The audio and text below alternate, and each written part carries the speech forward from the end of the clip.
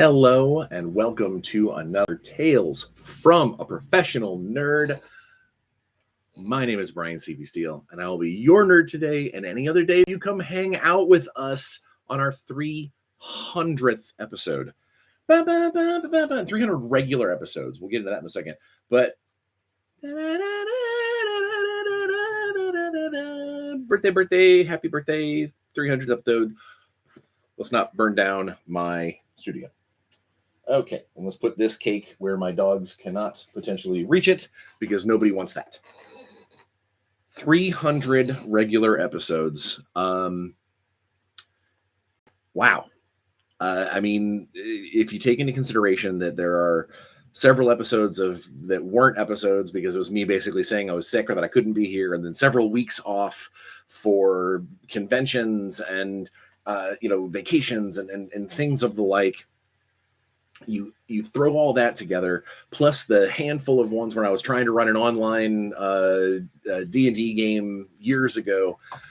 I've been doing this for a long time. This channel has existed for more than a hot minute, and 300's big. Like, it's a big number. I look at some podcasts that I watch, and some other YouTube shows that they'll be like, yeah, we made it up to 170, and they're celebrating this, and I'm like, I'm at 300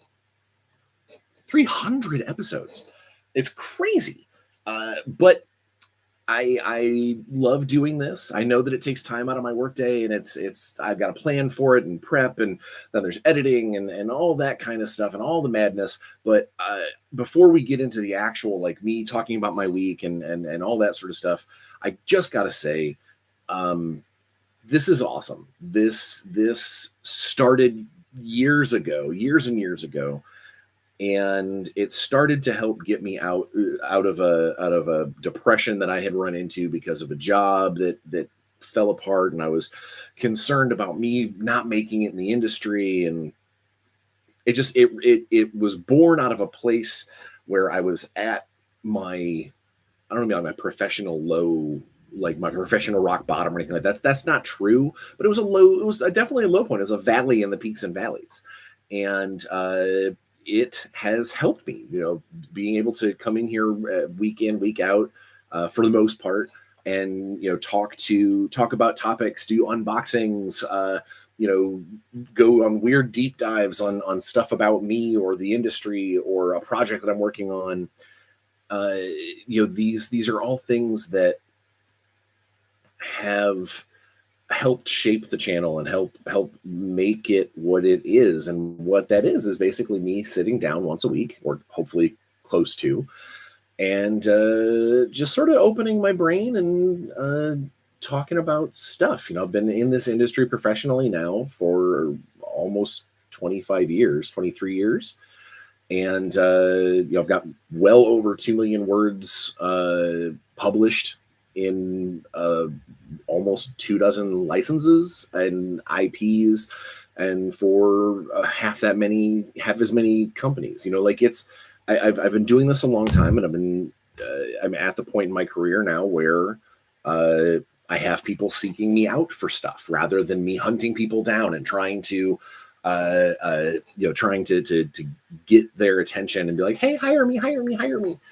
It's crazy. I've come a long way, and I don't think I could. I know that I couldn't do that without people like you. You viewers, that you subscribers, and people who watch this later on. I couldn't do this sort of thing without you. Without the support of my friends and family. But it is ultimately a relationship between the game designery type dude and the gamers out there that are consuming the stuff. So thank you, and congrats on being with me for the 300th in this weird and wonderful time that we find ourselves. Before we just open the floor and start talking about the weirdness that is these last few years and where things have taken us and whatnot, let's talk about the week in Bryan. So hobby wise, I've been painting a bunch of Necro Mutants. I'm getting my resized demo figures ready for PAX Unplugged here in a couple weeks.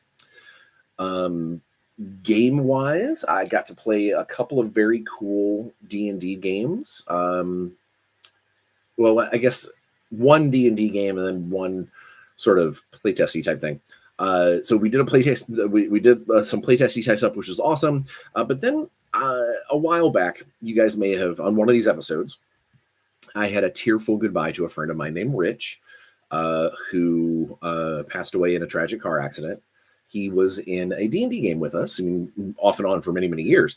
But this particular game was relatively new. And when he passed away, that game, obviously, for obvious reasons, came kind of screeching to a halt. You know, we didn't know really how we were going to handle things. We didn't know what we were going to do. And after a few months, the game master, who was absolutely best friends with Rich, reached out and said, "Hey, I think I'm ready to run the game again, but I kind of want to know if you guys would mind if we had Rich's eldest daughter take over Rich's character." And there was a little trials and a little tribulation. You know, I don't know, is that going to be weird? Is that, you know, is it going to be hard to do things with Rich's character, knowing that he's not the one at the helm?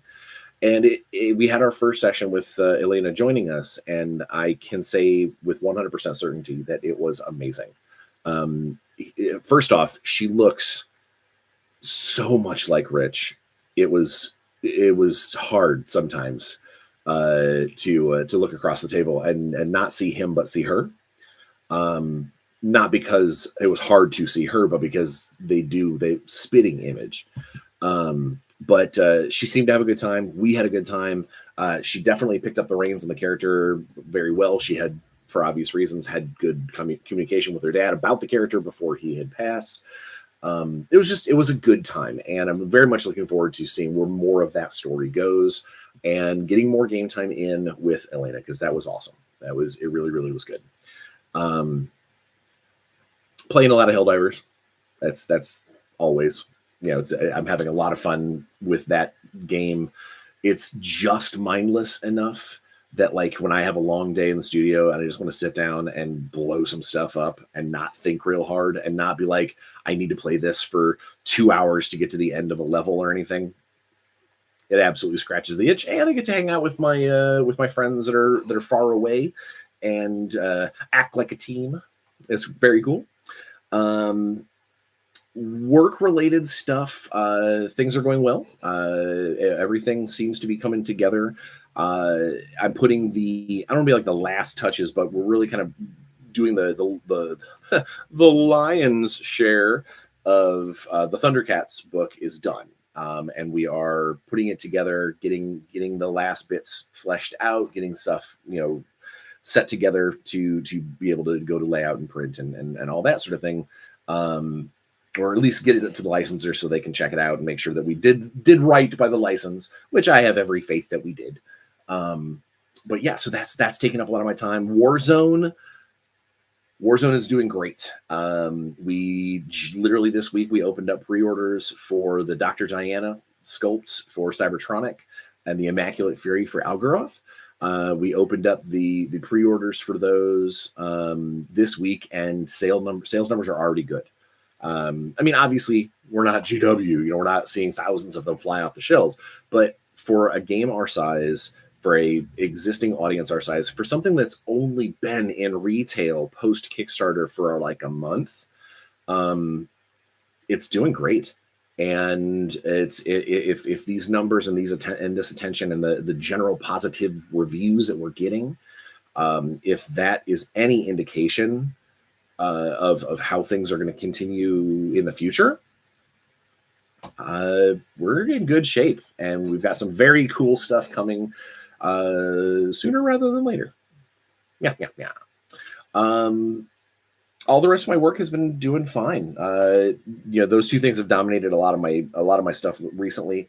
I am about ready to send out the playtest NDAs on a new project that'll take about a month. You know, not a ton of time, but it's a very important project to me and to the people involved. So I am excited to start sinking my teeth into that, so to speak, and get enough stuff designed and written out that we can get some playtesting started, because that's going to be very necessary for a project like that. The Shadowrun novel is ongoing, and I'm in a position now where I don't have nearly as many things all spinning, but all of them that I've got spinning are important. So they're all taking up a lot of my brain power. But yeah, no, I'm very, very happy with how things are going. On a personal level, obviously, things are going just fine. I stepped up my gym, the number of times I'm going to the gym every day, to 4 times a week instead of 3, because I fell down a couple of stairs. I don't know if it was last week or 2 weeks ago. But I've always had kind of back problems, mostly because I'm a larger gentleman.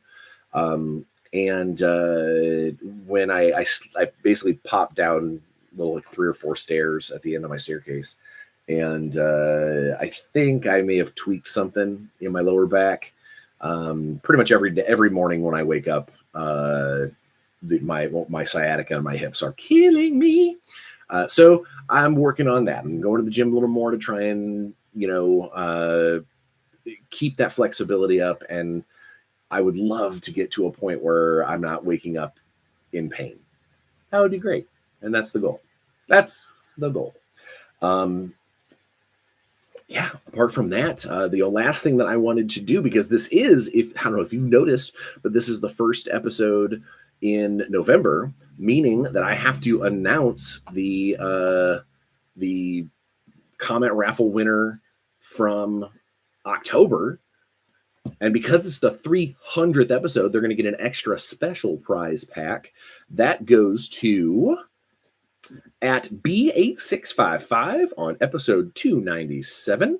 I am hitting reply right now, so you have been made aware that you have won. Please let me know so we can get your address and get out your prize pack of random cool stuff from around the studio. But yeah, all right. So that's all the Week in Bryan stuff out of the way. Let me show you. Oh, you know what? There is one minor update on some hobbying that I did. Some people that watch these videos might recognize these wonderful guys.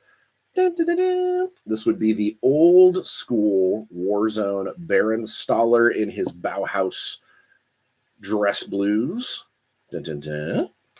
And him in his Algaroth carcass suit. Basically, in the old rules, when he took a wound, he could explode, and this like dark armor muscle suit thing would appear, and he'd go from being a pistolier leader to an absolute like berserker close combat madman.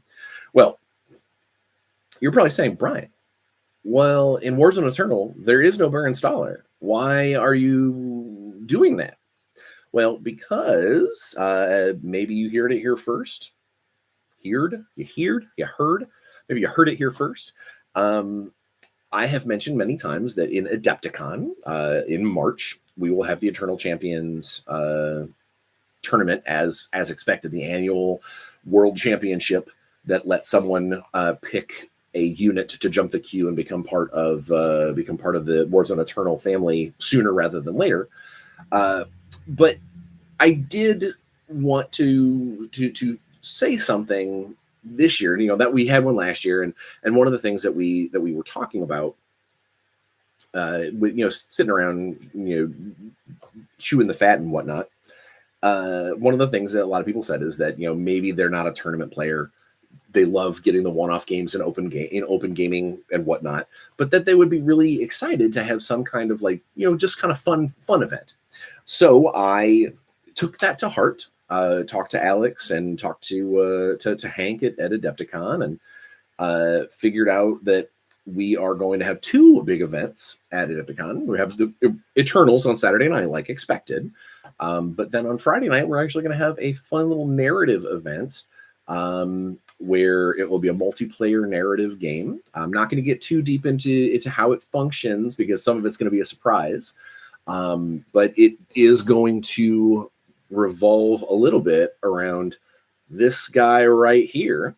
So I reached out on our Discord to the Warzone fans, and one of them came forward and was like, I have an old school staller in and out of his armor.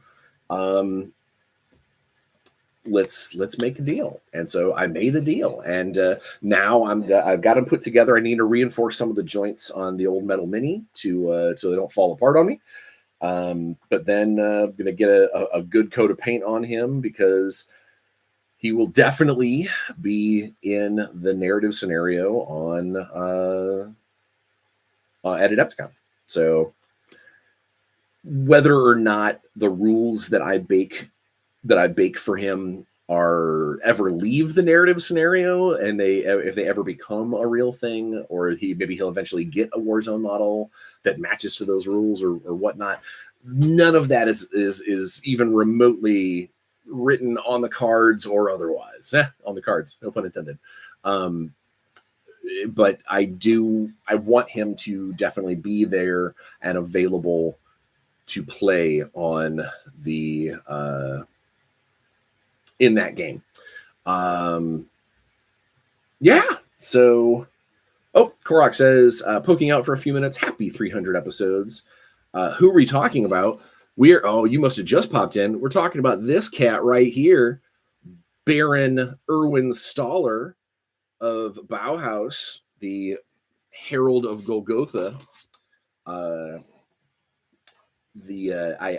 just told the story where I got the old models to take part in the narrative event at Adepticon, so I need to start reinforcing them and getting a decent pay job on them. So there you go. There you have it. Yeah, so 300 episodes. 300. Even if I didn't take any weeks off, like which I did because of conventions or being sick or whatnot, that's almost 6 years worth of this channel. Yeah, it's been a ride. It's been a wild ride. I will definitely say this. The channel would not have been able to survive in the capacity that it is if it was not for the support of my family, the support of my wife, Natalie, the support of several of you fans and subscribers. I always put like my Patreon and my Venmo and the PayPal and the Amazon wish list and all the things that help keep the channel going.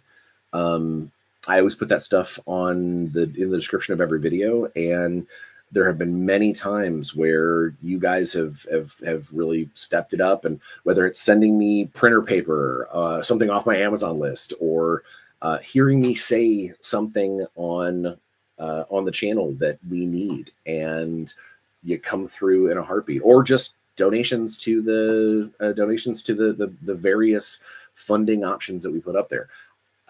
It's staggering to the level. I mean, is it a full-time job to do this? No, of course not.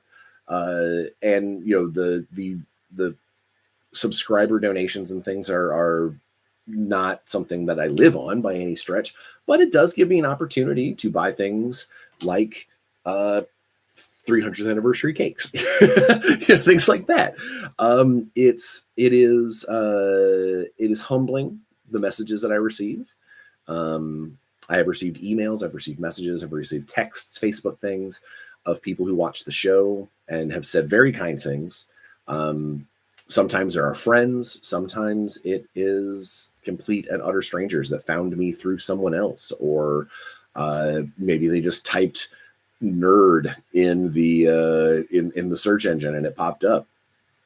But whatever the case may be, it does my heart a great deal of good to know that there are people out there listening to my random random gamification and rambling about all things nerd.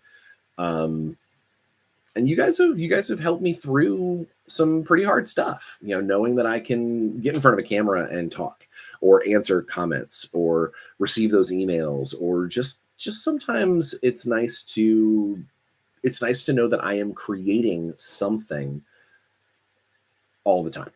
I mean, yeah, I know it's my job on the regular on the regs, but this is something that I do for me and for you viewers. Um, it's not a monetized channel. I definitely don't make enough to uh, be like, I do it for the subscriber dollars. That's obviously not the case. But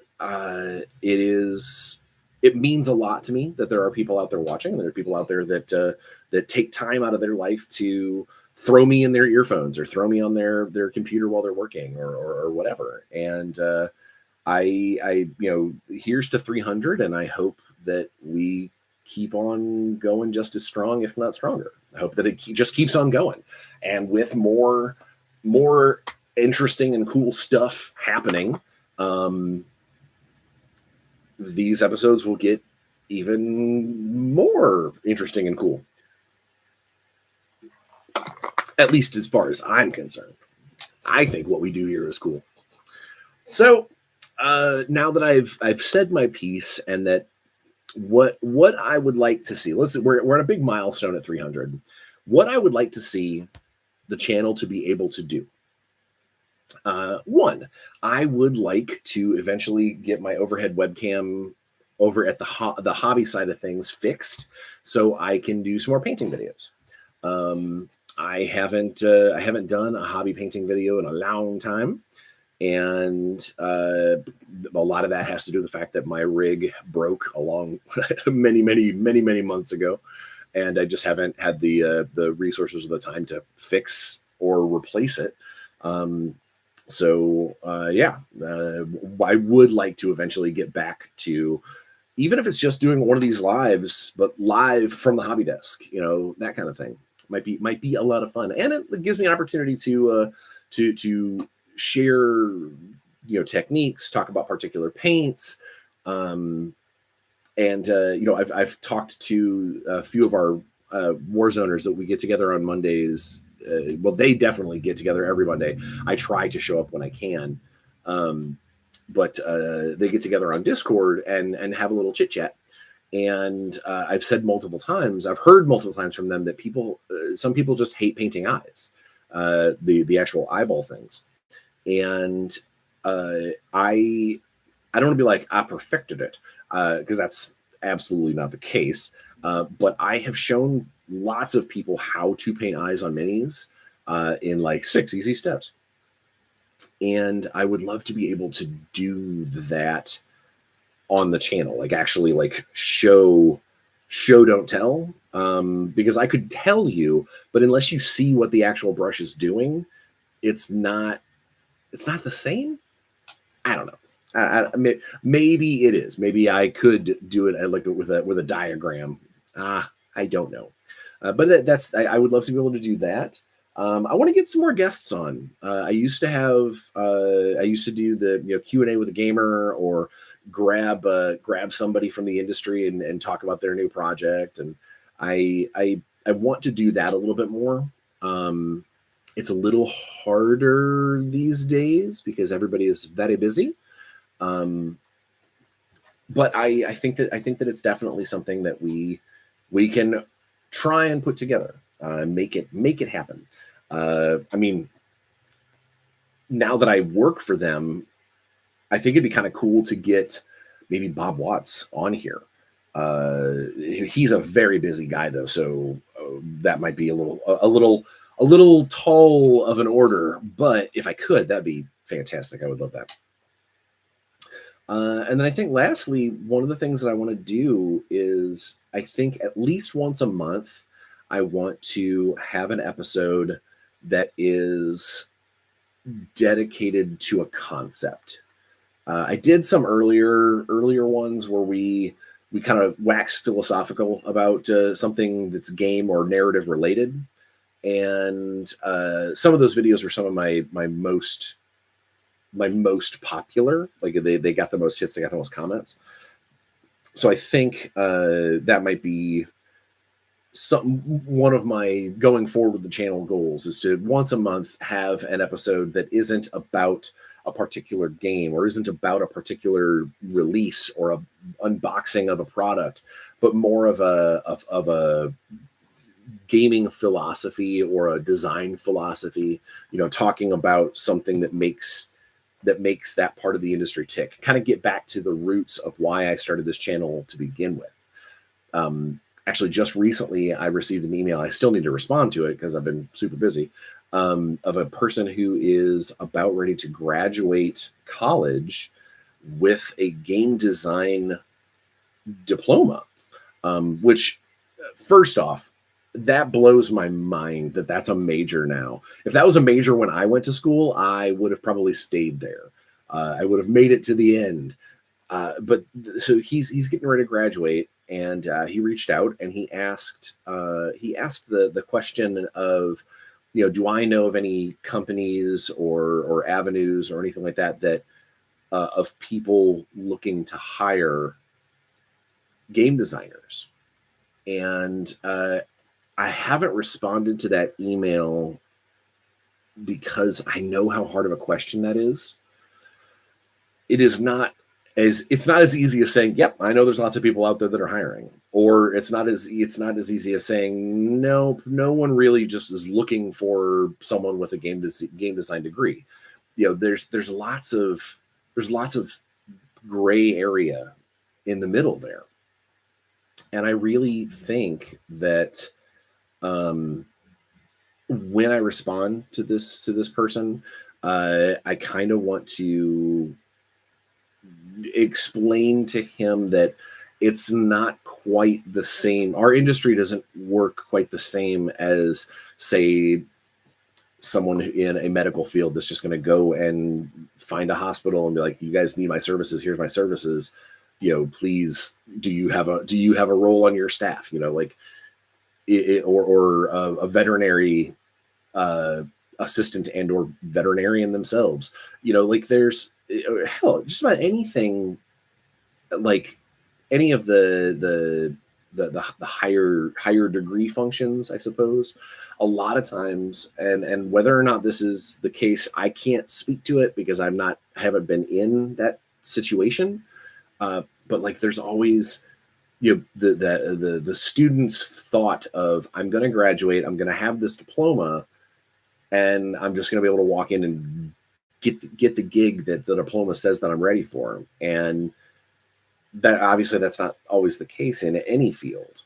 And I want to try and impart that information to him without popping his bubble. It's like, I never want to be a downer. I'm so excited that this guy is going to try and get into the industry, and that he went to school to learn about game theory, and I absolutely love that aspect of things.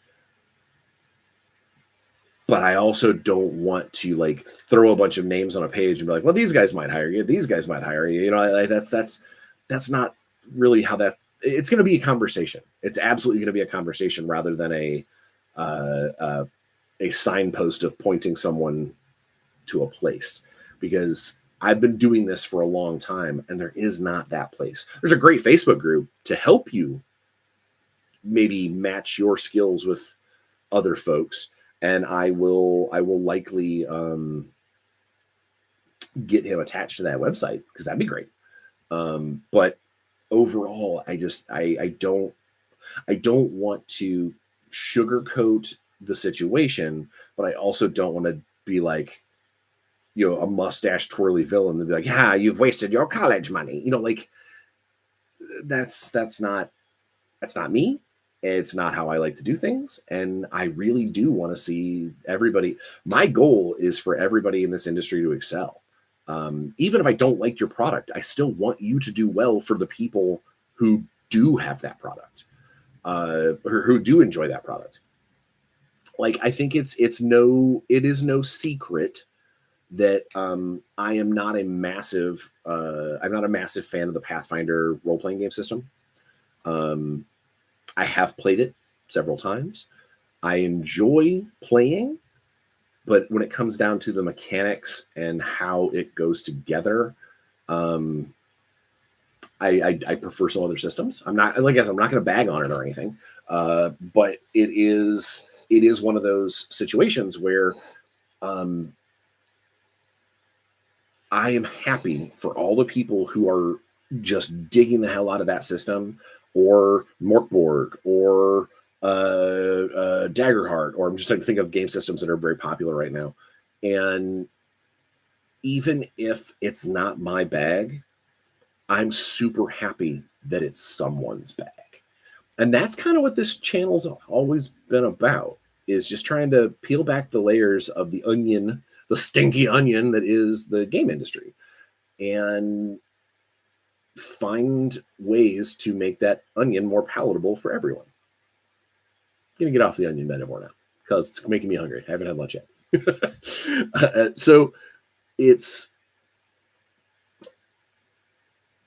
I hope that with this channel and with the videos that I do and appearances that I make and the community that I build where I can, that I'm doing right, that I'm making people's lives a little better, a little happier, starting conversations that maybe are intellectually stimulating or humorous. But whatever comes of it, I hope that this channel has been, is now, and will be some kind of vehicle for people having a little more positivity in their life. I know sometimes I come off as rainbows and all happy faces, but I genuinely do believe that actively trying to make things better for yourself and others is better, is a more pleasant outcome and environment than wallowing in the negative and sitting around and complaining about things that are going wrong. Everybody losers are cool now and again. Everybody gets a little grumpy, or gets upset at a thing or a something or a someone. But and you do have to get that poison out. You do have to vent. I do my fair share of venting, oftentimes into a microphone to one of my best friends over Xbox. But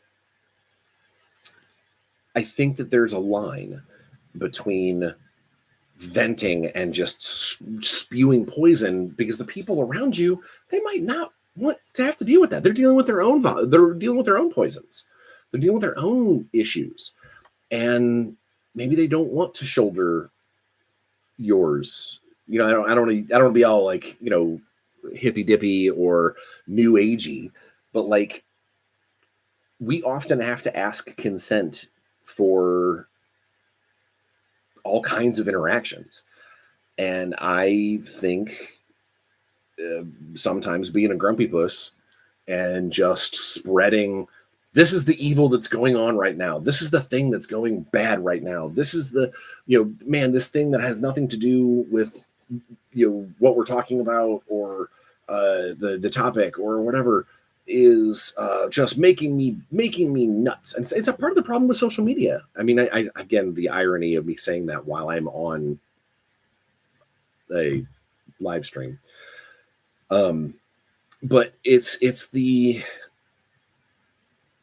whole thing about, you want to get that poison out, you want to get it off your chest, you don't want to sit there and just bottle it up and stew these feelings. You hope that there's a saying that misery loves company. And I don't think the saying, in my mind anyway, I don't think the saying is saying that as in, I'm miserable, so I want other people to be miserable too. I think it's, I'm miserable and I want to find other people that whatever is making me miserable also makes them miserable. And I want to connect, and I want to be able to sit around and commiserate. Let me literally co-miserable. I want to commiserate about this thing that is bothering me. And while there is absolutely nothing wrong with that, that is not why I started this channel, was to get on here and turn it into clickbait, angry, complaints, talk about, this thing that's happening in the industry, or, tariffs, because they suck. We all know that they do, but I don't need to spend an hour a week telling you that. I don't. What I do want to spend my hour a week is telling you about how cool Baron Stoller was, and hopefully will be again. I want to tell you, I don't have anything else game related nearby that I can show you, because everything else is NDA protected. I don't want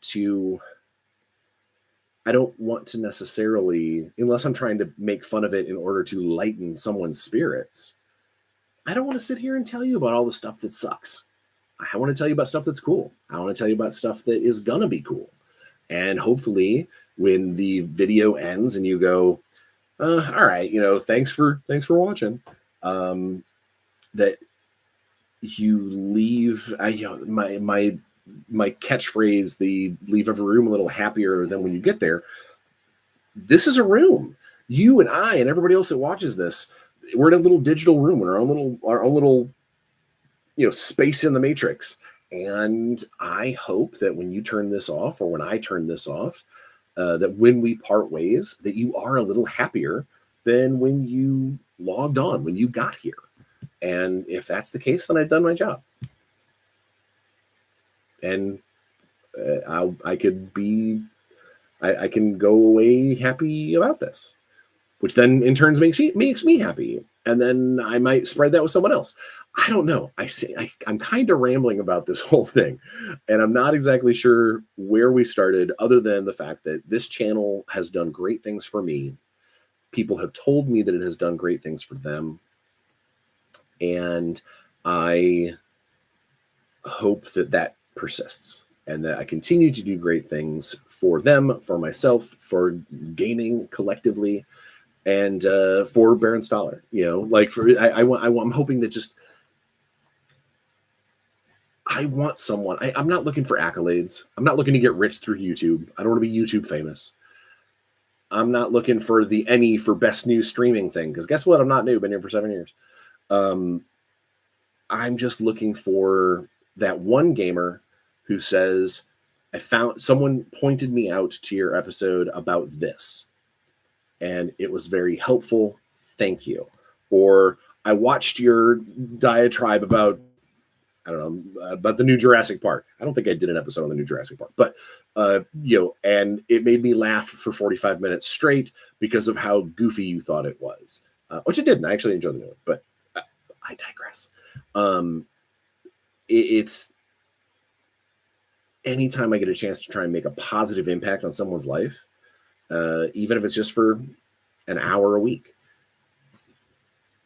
I have won. I have done I've taken the task that I set myself and made it happen, or hoped to help, or helped to make it happen. And that's where I'm at. That's where we're here. And I could pontificate about this forever, but we only have about 20 more minutes left alive. So let's open the floor to any questions, topics, or things we want to talk about on the 300th episode of Tales from a Professional Nerd.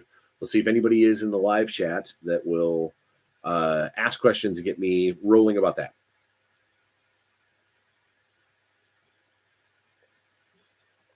Although I think I may have clicked the thing that puts a delay on people typing, which is also always a possibility.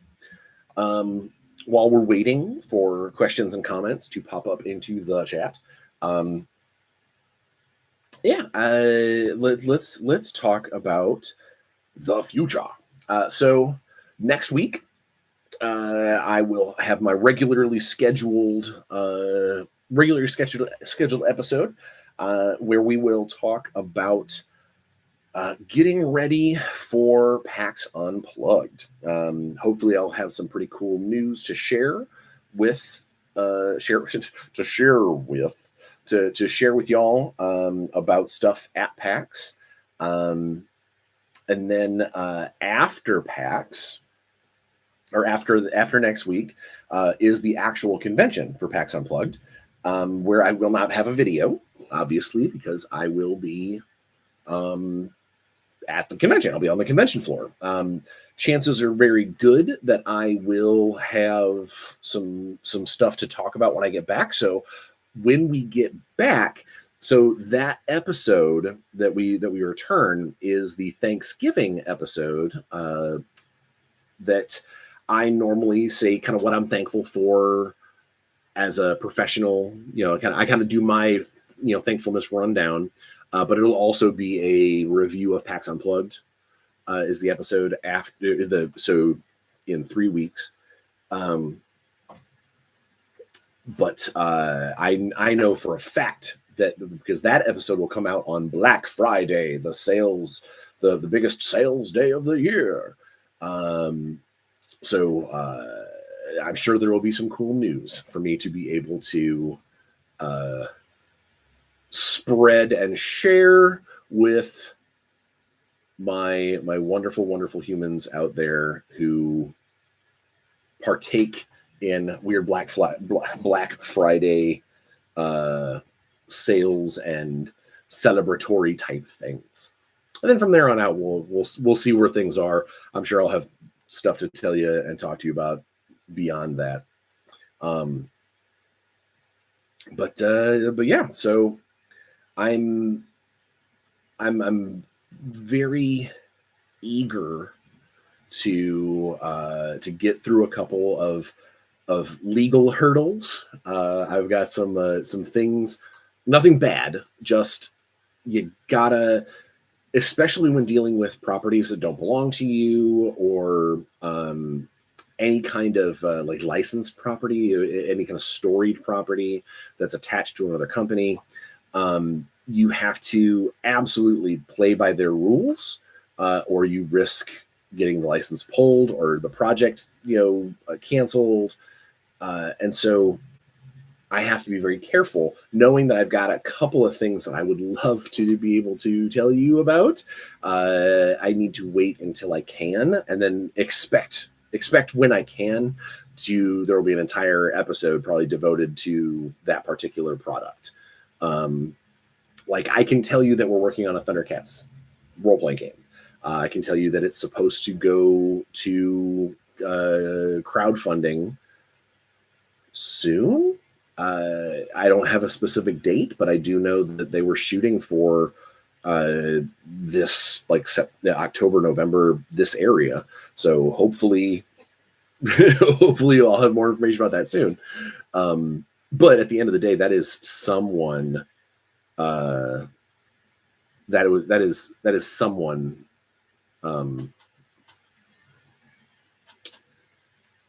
Someone else's role. I'm not running that Kickstarter. I will be active on it, asking, answering questions and that kind of stuff. William Dangler says, "You defiantly got arrested. You're just good at hiding it." I didn't get arrested. I haven't been arrested since I was 16. So yeah, no. William, you are incorrect. I have not been arrested. I'm not good at it or otherwise.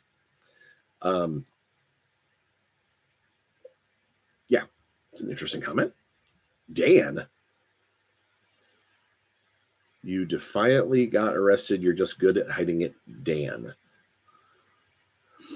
I think you might be typing in the wrong chat, sir. I'm not sure what's going on down there. But yeah, so you spelled it wrong.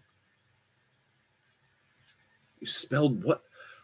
The chat, I don't know what's going on. But that's okay. It's totally fine. All is well. But yeah, I'm looking at the next few weeks, wrapping up on a couple of small things. All the small things. I can't do more to that because it'll get flagged for content, or for trademark violation or whatnot. Oh, William has another question.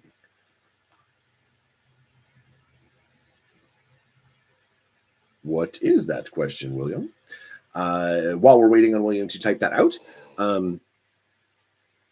it's I'm the getting into the the holiday season of end of November and then into December. It's always kind of a mixed bag for me because my family, my kid goes to his mom's, my stepkid often goes to their dad's. It becomes every other year.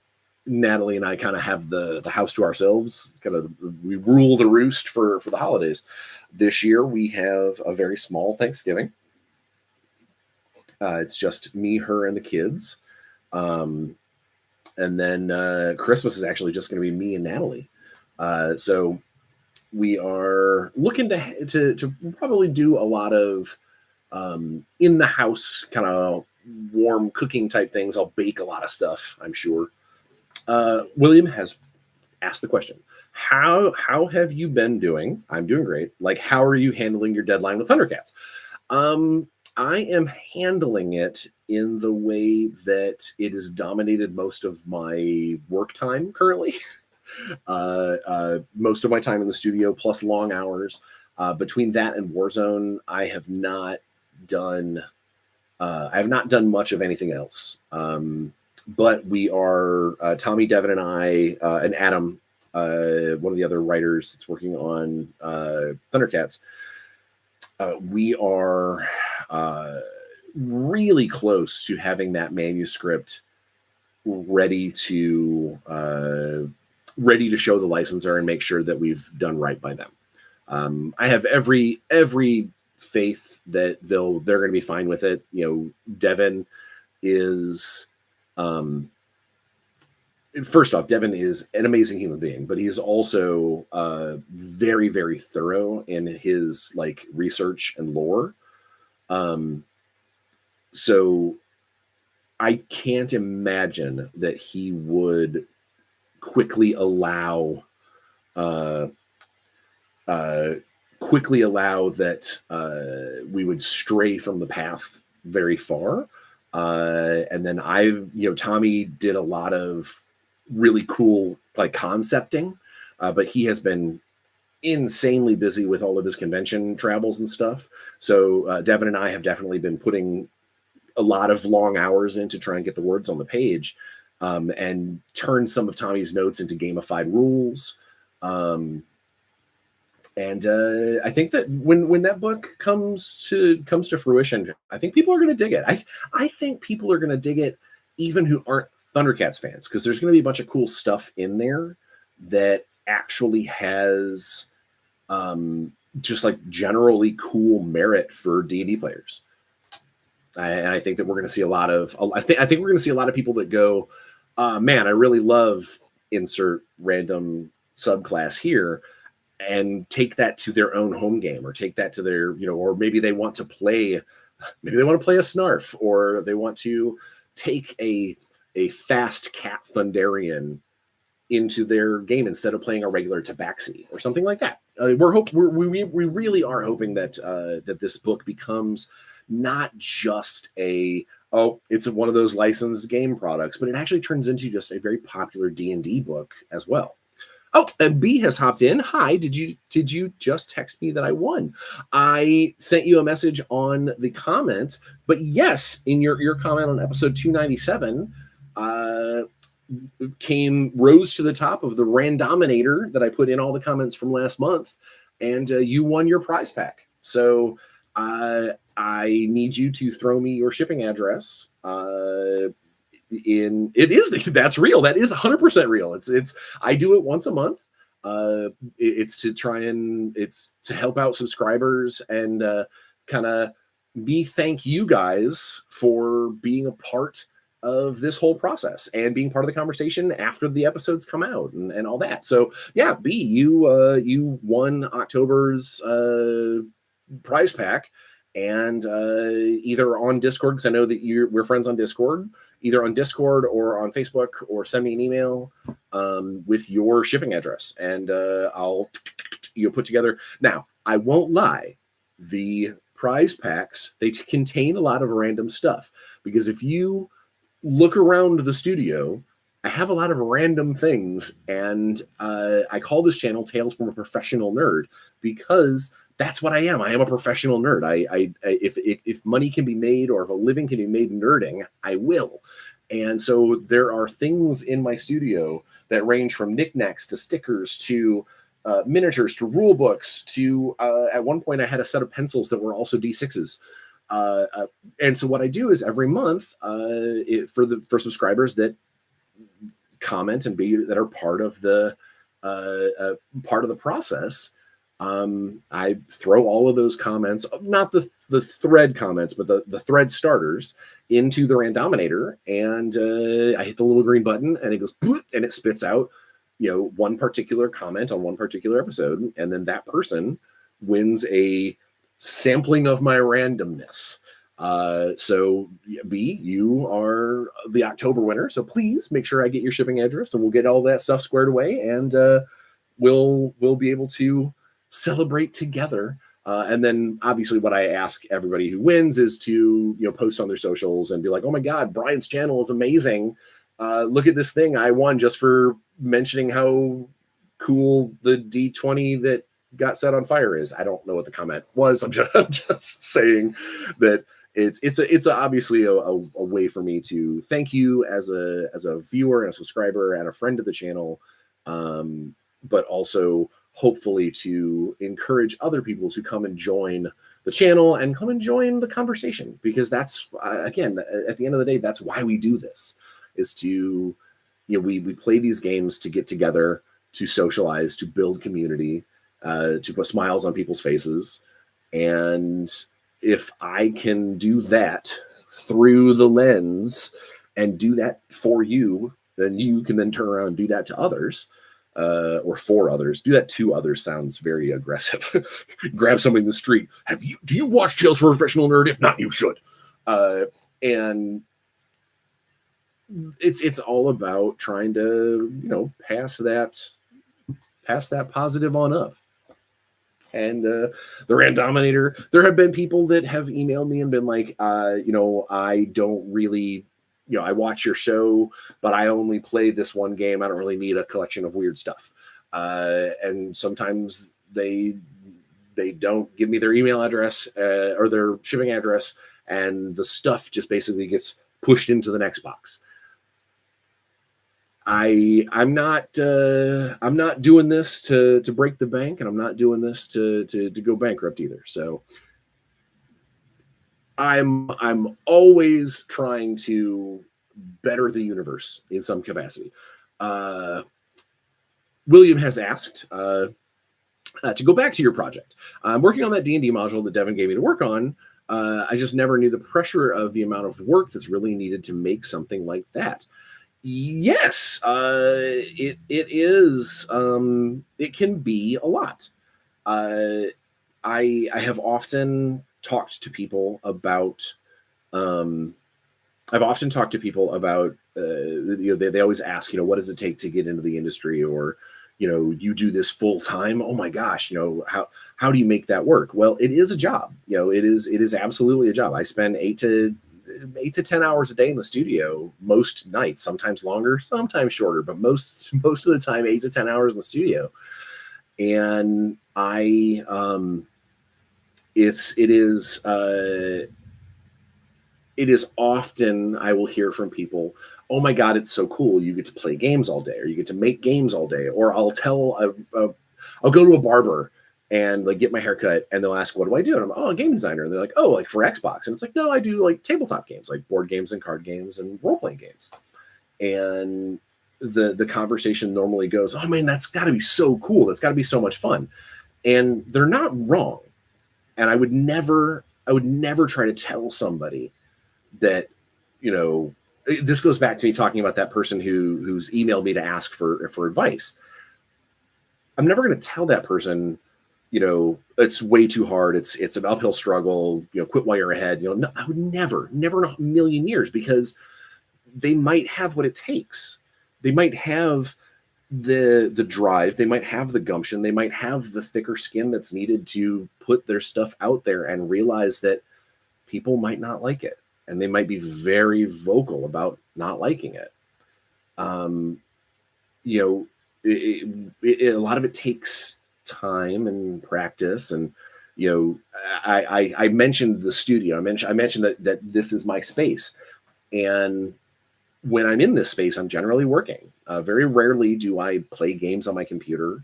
I paint as a hobby and as a way to de-stress, but a lot of times the stuff I'm painting is related to my games that I'm running, or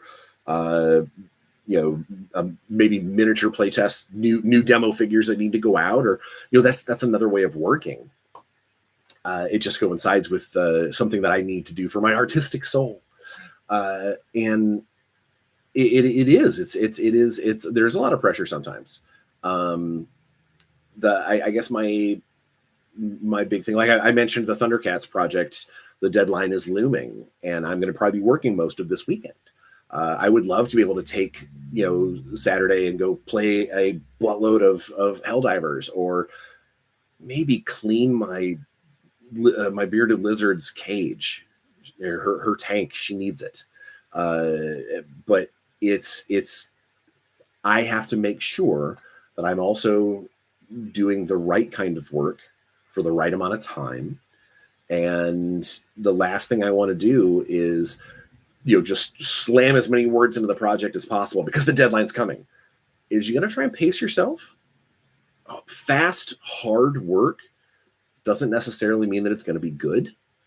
And in fact, I know for me, there have been several times where I've set myself up. Nope, I'm going to do it. I'm going to work most of the night. I'm going to be done about 8, and about 6:30, I start realizing that I've had to undo 2 or 3 of the paragraphs that I've done because it was sloppy, or maybe that rule it could absolutely be worded a little clearer, or maybe it's just a bad mechanic that I came up with, and I'm like, yeah, no, that needs to be better.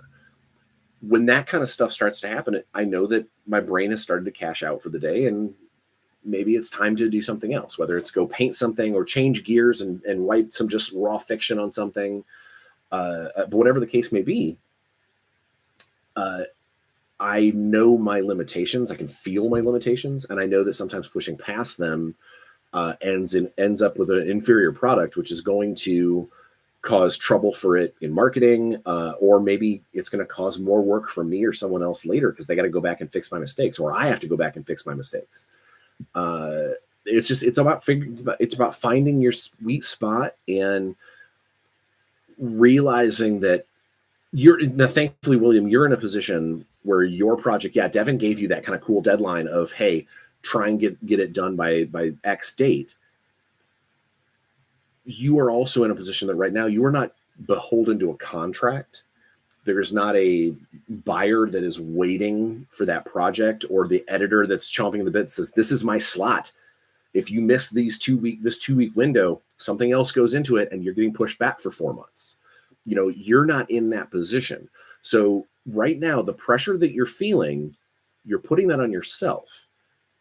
And I'm not like trying to scold you or anything. I'm not, like, by no stretch of the imagination. I'm not trying to, be like, you're doing that to yourself.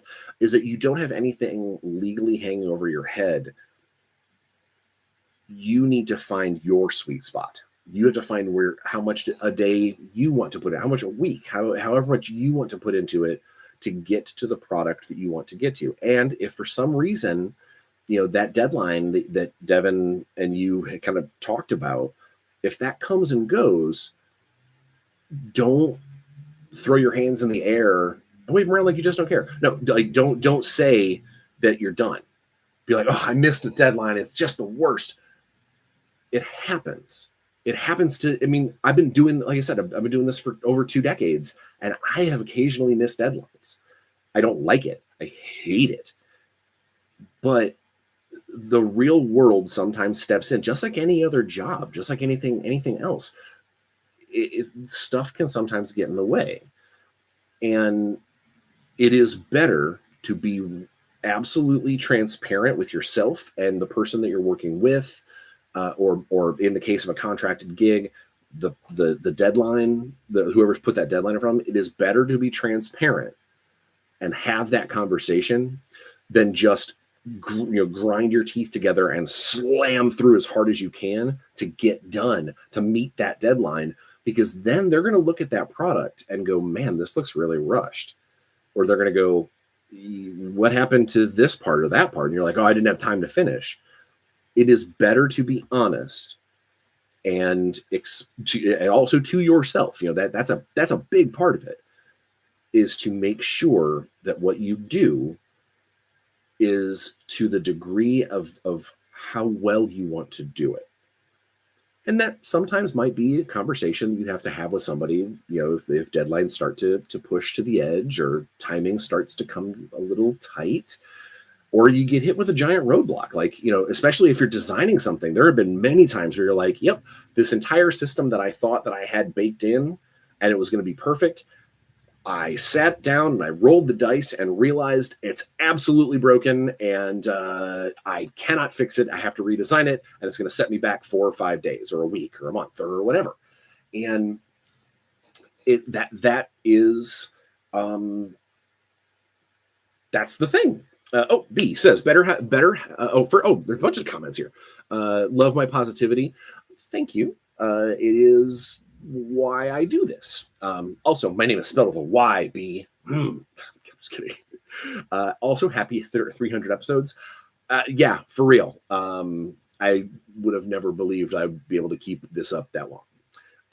William says this is helping a lot. I'm glad. Again, I mentioned this earlier. It's one of the reasons why I want to get this. I want to get the channel back to more helpful topics rather than just sort of here, check out this fun thing that I did, and then B says better have an uncomfortable conversation than the uncomfortable consequences of not having the conversation. 100% correct. Generally speaking, human beings are pretty forgiving. Most people in their positions will understand that life gets in the way, and if they don't, you can't look at them as a villain. You can't be like, oh God, I can't believe they are mad that I didn't do what I said I was going to do. You could just hope that you can come to a good conclusion and work through it and figure out what's up. Again, in a worst case scenario, things fall completely apart. But it's always, there's always the worst case scenario that people can think about. You can't hold on to that. And you can't bubble wrap your process in order to avoid the sharp edges. You just got to try and write around them. You got to try and design your way around those things. There will always be fans that don't like what you're doing. There will always be playtesters that tell you this doesn't work the way that you think it does, or that they think that it should do something better. It is until the product is done. There's always room to move around. There's always stuff that can change, and I think at the end of the day, if you're happy with what you've done and happy with how you've done it, hopefully everyone else involved will follow suit. I think that's going to be where we end today's 300th episode. I was going to end taking a big pile of that chocolate cake and shove it in my mouth, but I am trying to lose weight and said I'm going to share that with my lovely wife, and we're going to cut it up like civilized people and not just barbarian my way through a cake. William, you're welcome. 100%, and tell your friends that this channel is amazing.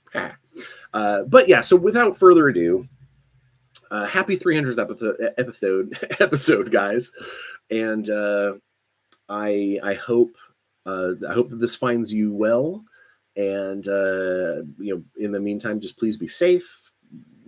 Try and stay out of trouble. Don't lick doorknobs. Get your shots. Wear a mask. Wash your hands. Hands are gross. And just try and leave every room a little happier than when you got there. And I think we'll be okay. Until next week, episode 301. I'll see you then. Please be safe, have fun, and play some games.